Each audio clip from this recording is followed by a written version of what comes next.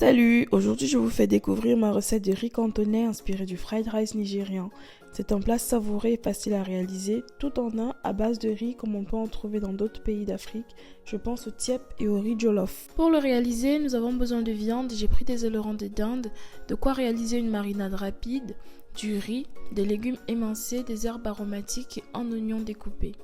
La préparation se fait en deux étapes essentielles. D'abord la viande que je vais faire mariner dans un mélange d'oignons, de blanc de poireau, un peu de gingembre et une gousse d'ail.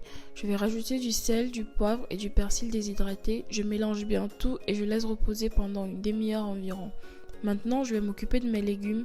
J'ai découpé ici des carottes, des haricots verts, un poivron rouge. J'ai mis des maïs doux, des petits pois. Je vais y rajouter du sel et du poivre, mélanger et également laisser mariner. Pour la cuisson, 3 étapes essentielles. Pendant que ma viande cuit à feu moyen sans ajouter d'eau pendant environ 15 minutes, je vais faire roussir dans de l'huile très chaude des oignons et du persil déshydraté.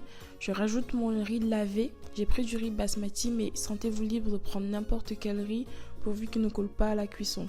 Donc je vais le frire pendant quelques minutes et ajouter mon jus de viande quand ce sera prêt. Je vais continuer de frire jusqu'à ce que le jus soit totalement absorbé et ajouter juste assez d'eau pour recouvrir le riz.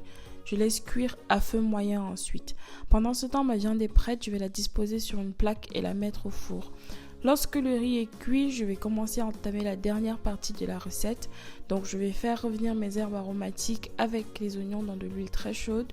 Je vais rajouter mes petits légumes qui étaient marinés et je vais les laisser cuire juste assez pour que le jus qui a pu découler des légumes soit aspiré. Si votre riz n'est pas assez salé, pensez à ajouter du sel dans la préparation de légumes afin de rattraper cela. Donc lorsque je suis satisfaite et que le jus a été absorbé, je vais rajouter la première partie du riz et du curry.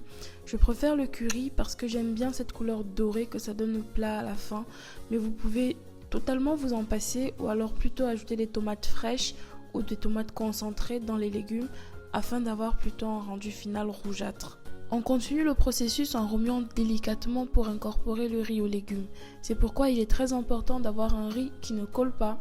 Ajoutez progressivement le riz jusqu'à ce que vous soyez satisfait du ratio riz-légumes. C'est pourquoi au début de la recette, je ne donne pas vraiment de quantité pour les légumes parce que cela dépend de ce qu'on a dans sa cuisine. Une fois que chaque grain de riz a reçu l'amour qu'il mérite, vous pouvez laisser mijoter avec la marmite entrouverte et à ce stade, votre viande est bien dorée. Il ne reste plus qu'à l'ajouter par-dessus votre plat et le tour est joué. Si vous avez apprécié cette vidéo, n'hésitez surtout pas à faire un tour sur ma page pour plus de vidéos similaires. À bientôt!